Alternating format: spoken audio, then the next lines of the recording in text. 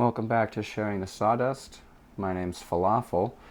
This is our fourth episode in the mini-series all about game design. I'm just joking. You can go down. Oh! Hey, welcome back. This is the fourth episode in the mini-series all about me, Alex Cotter, designing a brand new game from scratch. In the previous episode, we talked a lot about rapid prototyping and playtesting. We're going to be jumping right into that in the second iteration of prototyping, along with more playtesting along the way.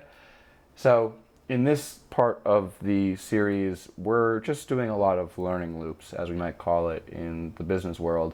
This is where you want your consumer to help you build out the idea. So we're going through feedback from episode 3, putting it into episode 4, and then learning for the next episode, which will kind of jump into more 3D printing. So without further ado, let's get into it.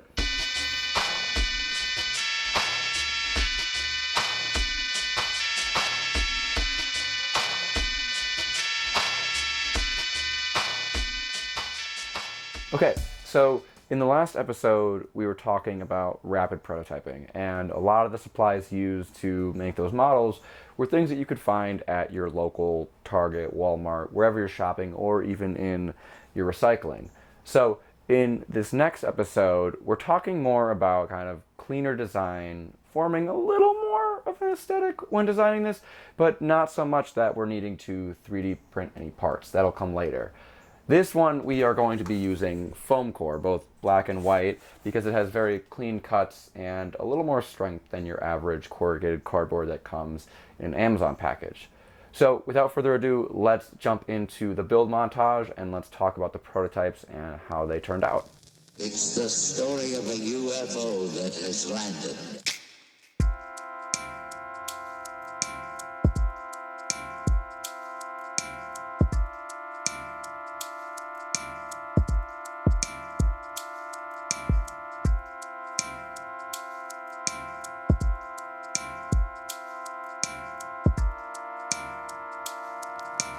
Right now, somewhere on this planet.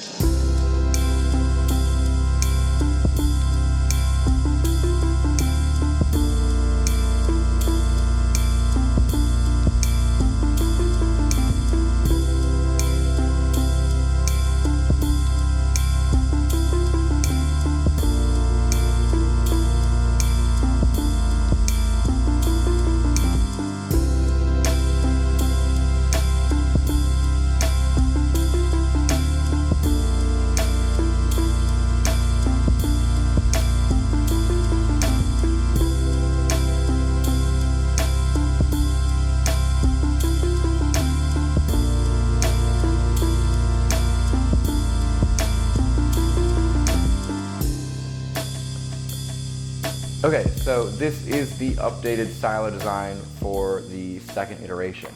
Now, a couple things have changed in the design update here. So looking at the first prototype, we still had our 3 openings maintained into this next design, but instead of having like more of a bowl structure, I went with more of a hexagonal pyramid. I like this design style when working with foam core of patterning and scoring in order to create this really fun form factor.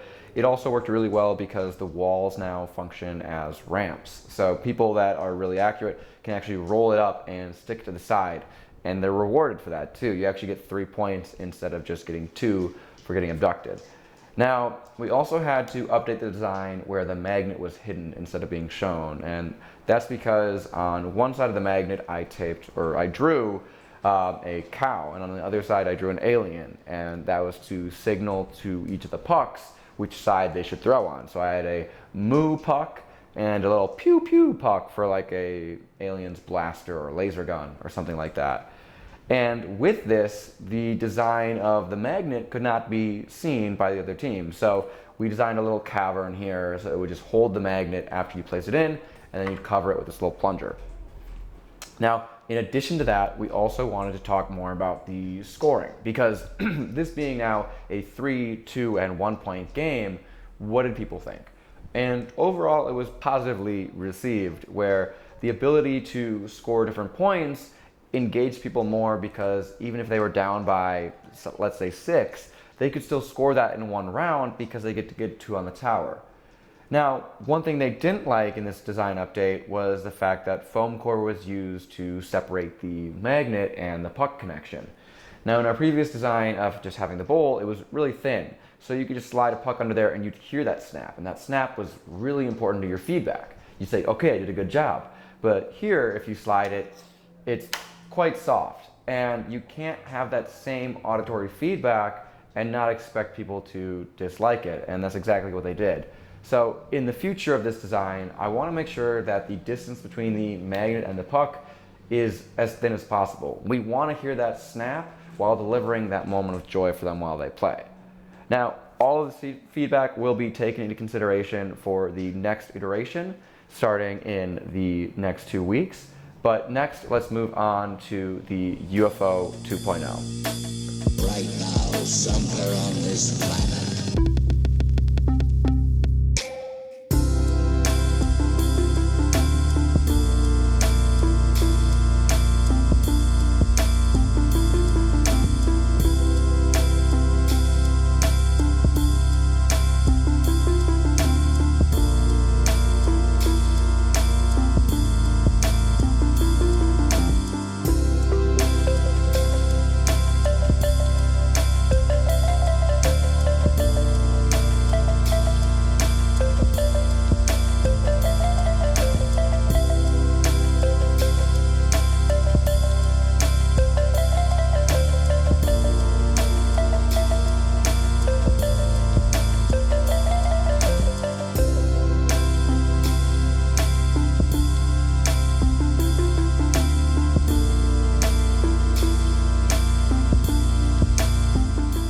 Okay, this is UFO 2.0 right here. Now, what did I change from the first design to this present one? Well, right off the bat, I changed the 4 outer magnets down to only 3 because the feedback here was there's a little bit too many targets to be aiming at, and also the issue of magnet acceleration came up a lot. Now, to solve this problem, I actually utilized the walls as sort of bumpers or catchers for if the magnet did somehow manage to shoot through too fast, instead of getting shot out the back, you'd still be rewarded with staying in the UFO, at least under its profile. Now, the one thing I did change about the magnets on the outside was that the polarity did not match what was on the inside. So my idea here is that the central magnet would be the true abductor. So that is what the cow would get abducted by. So you'd throw your cow magnet under. Now on the outsides, I imagine that the aliens are actually out there playing defense. So in order to recruit more for their defense, they want to pull up more of their own pucks, which is their own people.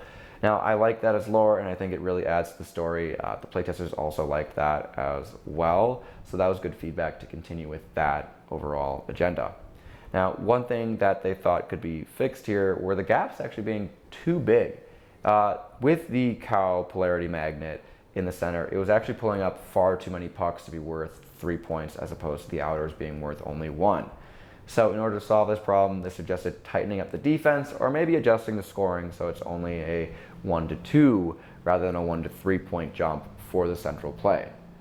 Now, one thing that they also liked was the fact that, hey, you're scoring a lot, you're hearing that satisfying sound, and you should continue to do that. Overall, I think this design has really continued to succeed with the general population of playtesters. I'm excited to make changes to this design to continue to bring it up to the aesthetic appeal of a UFO while still maintaining a lot of the positive feedback we got in this last round. So with that being said, we're going to move on to more of the overall neutral learnings, I would call them, not positive or negatives, but just like general observations to rules and some slight changes there.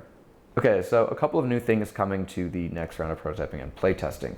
First, I'm going to be introducing a ramp and blocker unit, which will allow teams to actually play a little more defense rather than just pure offense in this game.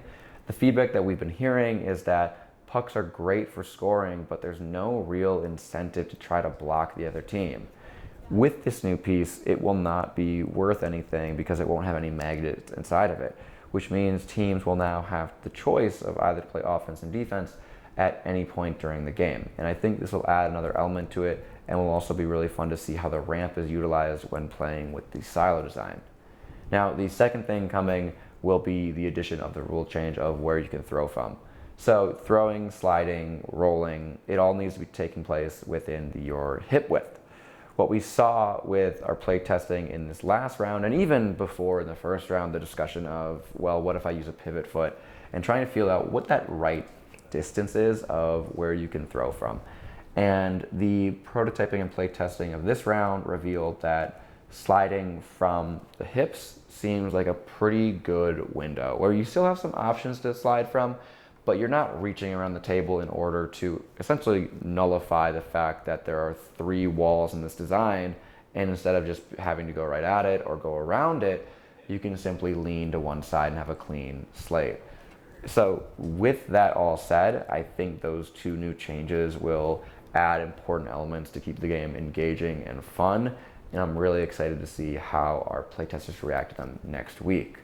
So that is all for this episode. I hope you had a lot of fun watching, and I hope you enjoy this video of falafel. See you later.